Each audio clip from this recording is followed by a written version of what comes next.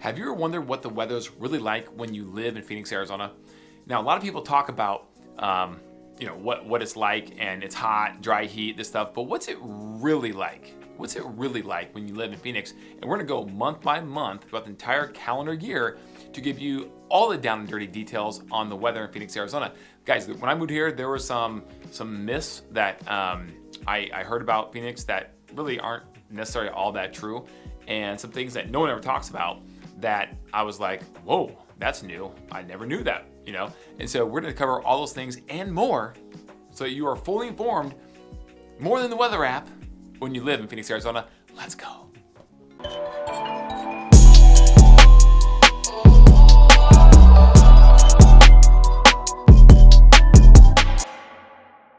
Hey guys, my name's Kelly Cook, and this is my YouTube channel, Everything Phoenix, where we discuss just that, everything Phoenix. And today we're discussing the weather in Phoenix, Arizona at a in-depth look and vantage point. And so if you could ring that notification bell, smash the subscribe button, smash it, just destroy it, right? And like us, please, guys. Share the video if you find it useful.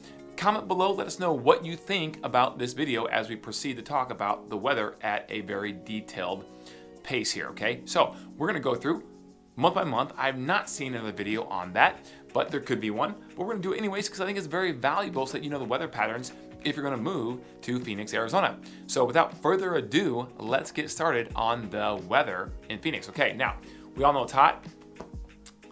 Have you heard that before? You probably have.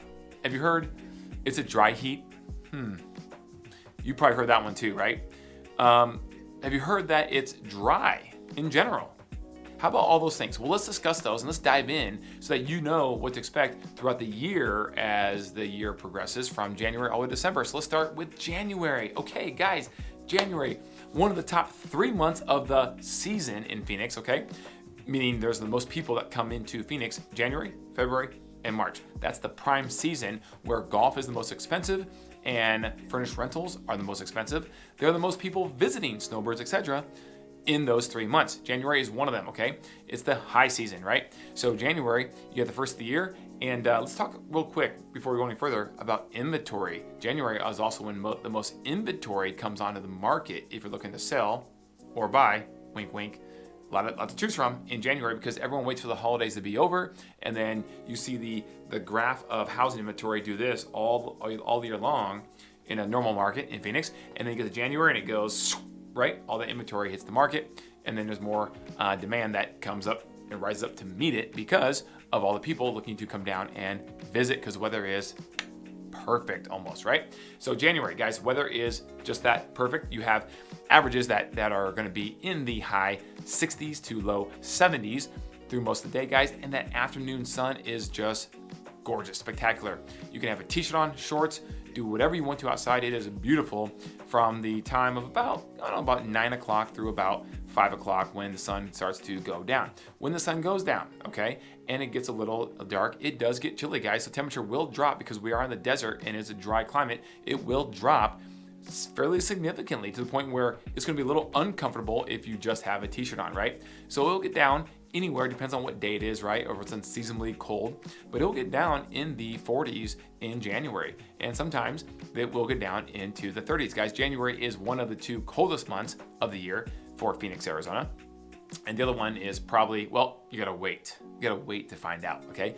But there is one other cold month, and January is a cold one as well when it comes to the lows. But the good news is every single day, almost every single day, the highs rise up to be almost beautiful and perfect throughout most of the working and living day, all right, when it's light outside.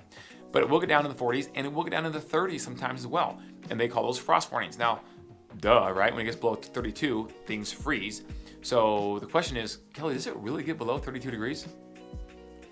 It can. It's rare, guys, very rare, but it can on occasion.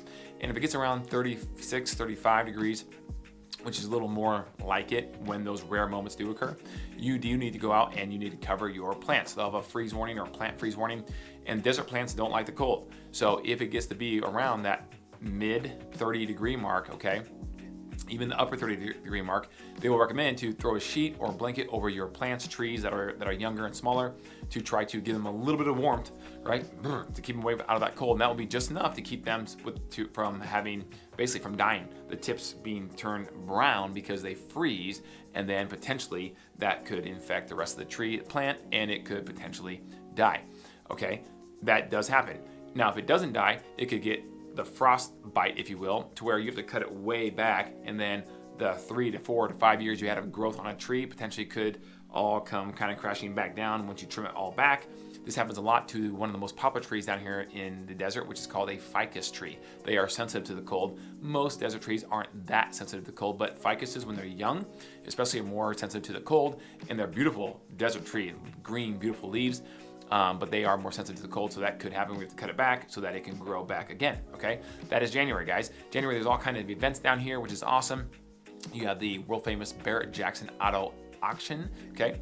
That is just amazing event to go to. That is the most famous event that happens typically in January. Now, depending on the calendar, you also have the Waste Management Phoenix Open, which is the PGA Tour event that will take place. The greatest show on grass. It is awesome, right? That will take place, at least start to take place, the end of January, depending on the calendar and how it lines up. Otherwise, it will spill into February most of the time. So let's fast forward and segue right into February, okay? February, guys, arguably the second best month of the year. Beautiful outside. Very similar to January in terms of the cold. Now, it does start to get warmer a little bit. It's rare to have lows in the low 40s or anything of that nature in February. It can happen and does from time to time, but it's more rare. Typically, you're going to have lows in the 50s. And you're going to have highs, again, in the low 70s to mid 70s. Beautiful, guys. Absolutely gorgeous in February. A lot of people come down and visit. And again, this is when you have the Waste Management Phoenix Open. And you also have a slew of other events that do take place as well. A lot of them do circle around cars as well, classic cars, and motorcycles. And it's just a great place to be in February. If you want to go skiing, you can just literally drive up the hill about an hour and 45 minutes to 2 hours, depending on where you're at in the valley, and you'll be up in Flagstaff at Snowbowl. Okay, that is actually a really nice resort. Now, it's not Vail, it's not Breckenridge, it's not some of these Colorado resorts, but it is a big mountain, and it is a good resort. Now, if you want the best skiing in the valley, you'll go up to the Cholo area, Pinetop area, which is about 3 hours from the valley, and that is called Sunrise. Okay, so that is really, really good skiing, guys. I mean, we're talking Ponderosa Pines, big mountains. The northern part of Arizona is beautiful. It is spectacular, and the weather does change. Clearly, you can ski, okay? There's snow up there, and it's a true mountain town, mountain areas up there on the northern rim, whether it be Flagstaff, whether it be Cholo, Pinetop area, and the many other mountain towns that are on the northern rim of the state of Arizona. But back to Phoenix, okay? Come down the hill, another hour, 45 minutes, 2 hours, and it is sunny and beautiful again. What a contrast. And you get all that in the state of Arizona. Beautiful, guys. And people don't talk about that. They don't realize that it's that nice and that good of an area to live. I mean, the state and what you have at your disposal to just drive an hour or two is just phenomenal, guys. So February is a beautiful month. Now let's fast forward to March, okay? March is arguably the nicest month of the entire calendar year in Phoenix, Arizona. It is beautiful. A lot of snowbirds are down here, and they are hanging out, having a great time. And the biggest event that's happening, which goes on throughout the entire month, is called spring training. You guessed it, Major League Baseball. And half of the Major League teams are actually in Phoenix, Arizona for the month of March, and it's called the Cactus League, guys. It is awesome. There are plenty of games to choose from, games literally every single day for the entire month of March. That is, if they're not going on strike.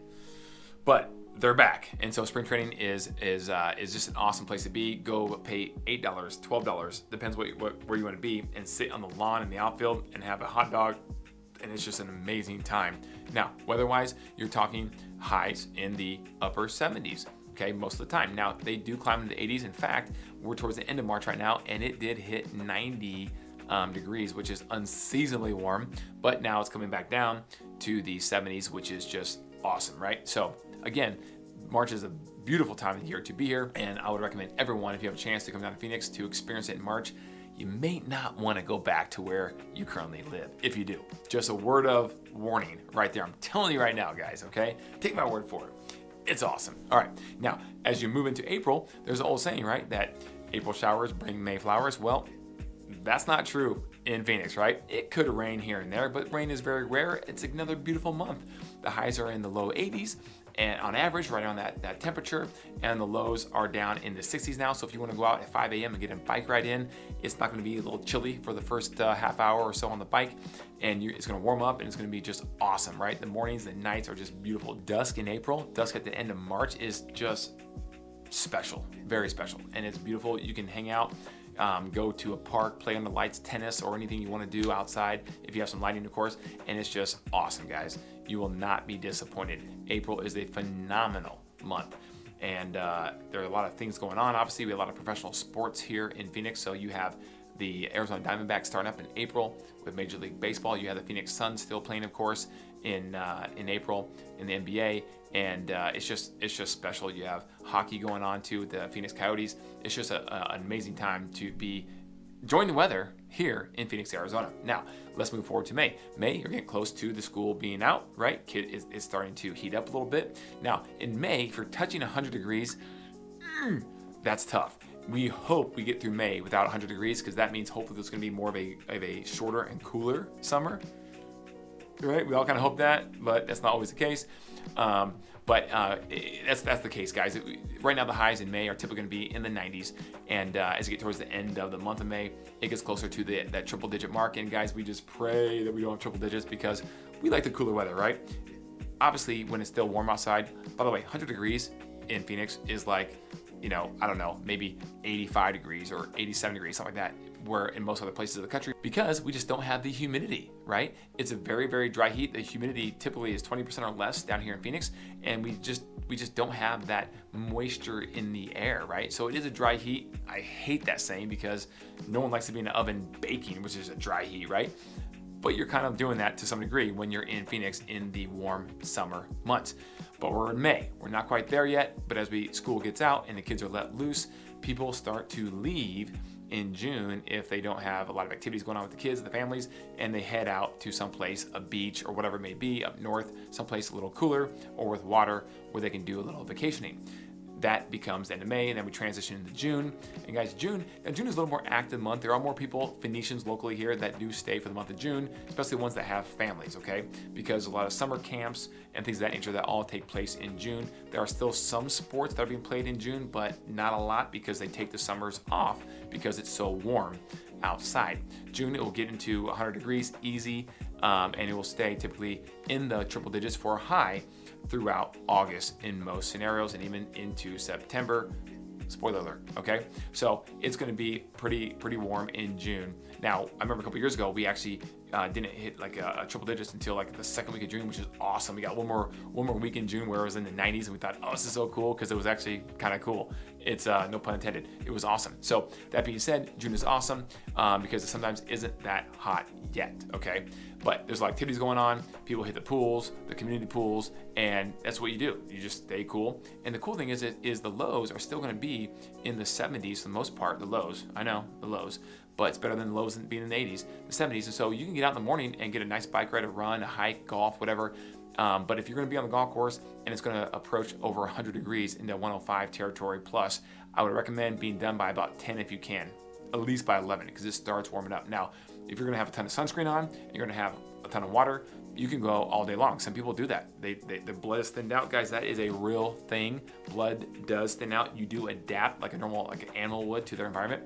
You do adapt, and blood thins out. And when you go back to Wisconsin or Minneapolis or wherever you're from, it's a little chilly before you used to be tough. Oh, it's not that cold out. And then you go back now, and like, oh, it can be a coat, right? Because it's a real thing, guys. You do adapt to the temperature being warm outside. So you can do those outdoor activities if you're just simply prepared. That is the big thing, because you don't want to mess around with dehydration and the sun when it's 105 especially or more. Speaking of 105 or more, let's head to July. Yay, the hottest and warmest month of the year most of the time, okay? And so, but the good thing about July, guys, is there's not a whole lot of kids camps. There are no sports hardly at all that are outdoor. And so a lot of families and whatnot, especially with kids, do their vacationing typically in the month of July. That is the month for the housing market that is the slowest, because after July 4th weekend, it's like, we're gone. By the way, July 4th weekend is fun. There's a lot of activities to do here with some controlled fireworks in the Phoenix area and throughout the Phoenix area. But it's different, guys. A lot of people go to San Diego or Rocky Point down in Mexico, or they go over to LA, California, or whatever, someplace a little cooler, or somewhere else in the world.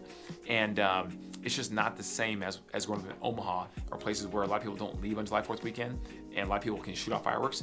You got to be careful with the fireworks you shoot off in Phoenix because it's usually really dry and hot, and so there is a high probability that a fire could start if you're not careful with some bigger fireworks, do-it-yourselfers, right? At home, in the street, backyard, shooting out fireworks, okay? So you just gotta be careful with that. It's not as exciting as living in some place in the Midwest, East Coast, which is a little cooler, right? And people are just shooting out fireworks everywhere, and it's okay because it rains. It might rain the next day, or even that earlier day it rained, that kind of thing, where that didn't happen here in Phoenix, right? Because it's dry, all right? So July is hot, no way about it. The highs are, mid 100s. Like 105, 106, and it could go up to as high as, 114, 116, 117, 118 before, right? So that will happen now. As you transition from late July into August, we hit monsoon season, typically the height of the monsoon season at this time. What does that mean? Well, monsoon, guys, is not like a tsunami or something of that nature you might think of when you think of like, Asia or something like that. No. It just dumps rain really hard for typically a short period of time, and because the ground is so coarse and not porous at all, the water does not soak in quickly at all, and all that water comes down and hits the surface, and it just stays there, and it needs somewhere to go. So now when you go into a subdivision through a housing community and you see a big green belt area or a green space with maybe a jungle gym on it or swing set, whatever, the builder is just doing it because they're being so kind out of the kindness of their heart to designate that space, right, for kids' activities. Wrong. They're not that kind. They want profit, and they only designate that area and make it look pretty for a little pocket park, if you will, because they have to, because it's a water retention area for water to run through the subdivision and drain it properly to a lower spot that of course the cities make them do when they're developing based upon the drainage and grading report when they get that surveyed, okay? That's what this is there for. And if you never know separation between a backyard and a backyard like this, right, with separation, the backyards aren't right up to each other, it's because they have to, because that's a desert wash. So sometimes in July, August, guys, when the rains come down, boy, that thing starts running, and what is normally dry, 11 months out of the year, it is like a river flowing for a period of time with just water running off at certain parts of the valley, especially in Scottsdale or places where you have more of a mountain or hilly terrain. So it is awesome, guys. It's fun to see that. It's not fun to be in it because they can be dangerous, guys. There are people that actually have issues where they try to drive through a low part of a road and they get stuck, and the water's flowing, the current's flowing so hard because of monsoon rain that they get stuck, and their car gets just taken down the wash of the road, that part of the road. So it is dangerous. You don't want to mess around with it, and you want to be careful when you're driving through flooded areas when the monsoon rains are hitting. Now, we also have these things called haboobs. Yeah, haboobs. They are awesome. They are like 40-foot, 30-foot towers of sand that just come out of nowhere, usually from the south, and they come up and they just swallow up and encompass the entire valley. It is cool to see, guys. They don't really cause much damage except for getting all your patio furniture, outdoor furniture, all just sandy and dirty and dusty, and the house gets a little dusty. That you might have to power wash at some point, or hopefully it will rain the next month or two and it'll just wash it off. But it's pretty cool, guys. To see a haboob coming, because you're like, oh my goodness, it looks like it's the end of the world's coming, right? But it's just really just a big thing of sand that's really high, and it comes just engulfs the area. Okay, so check out that if you're in town during monsoon season and you want to see a haboob. It is awesome. It really is. It's kind of cool. Kids love it. Okay, so now we're August, we're monsoon, got the most humidity as well as moisture and precipitation, and then it kind of starts to tail off as we head into September. Okay, September highs are still pretty much, guys, in the 100 triple-digit mark, unfortunately. And September, guys, can be arguably the worst month of the year, and the reason why is because not because it's the hottest, but because it's like 4 months in a row of warm, hot weather. And you're like, Uncle, I've had enough. Just bring on the cool weather, please. But it typically remains pretty warm throughout September. But it does get cooler. You're low 100s in the highs, sometimes the highs in the 90s in the September area, which is awesome. As you get towards the end of September, the highs can be in the mid-90s, which is great. It feels like a cool front. And then we go into October. School's back in session, obviously, in August and September. Yes, in August when it's really warm, school's back in session. So all the schools down here in the Phoenix area have air conditioning, central air conditioning. Clearly they have to have that. But schools do start sooner down here in the Phoenix area, so I want to make sure I touch on that, okay? So everyone's back in town. July is over. Phoenix schools start, and all the different school districts start in August at some point, and the air conditioners are blasting, and we're back in school, fired up, and all the families are back in town, and so business is back in as usual. Okay, so now we talk about September. Let's go to October. October, it can be a hot month. I know we trick or treated sometimes towards the end of October, and it's like, wow, it's sweating here a little bit. But guys, it is actually pretty nice typically by the end of October. But you'll still see some highs that will reach in the 100 degree mark, but it's more rare. You're talking in the 90s, right, for the most part in October. And then one day you wake up in October, and it's like, typically October, and it's like, oh, like it now is approaching a high of like 84, and it's like, this is amazing, right? It just broke. I can't believe it. It's so nice. And then it just typically stays in those 80s, and it goes down in the 70s as we tail off into November, guys. So it is awesome when that happens. It's like literally just wake up one day and it's like, this is why everyone wants to live in Arizona, because this weather is perfect right now as we head towards November. So November, beautiful, guys. Highs in low 80s. I mean, it's just outstanding. We eat Thanksgiving dinner outside half the time. It is just outstanding. And then it really gets good, right? Because whether football season's going on in full swing, obviously, right? At this point, of course, it's been going on for a while. And weather is breaking. We're in the high 80s. We're in the lows.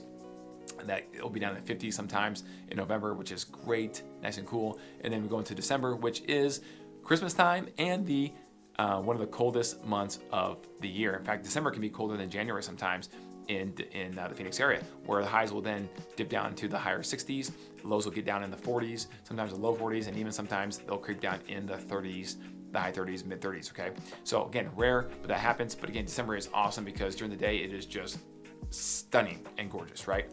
And again, put the tank top on and the shorts during midday with the sun coming down. It's just amazing, guys. You can do any activity outside you want to or you would like to, and at night it can get chilly though, so you got to grab that jacket. You have to have the extra layer at night, or if you're out doing activity in the morning, before 7 o'clock or whatever in the morning, because it will be chilly at that time.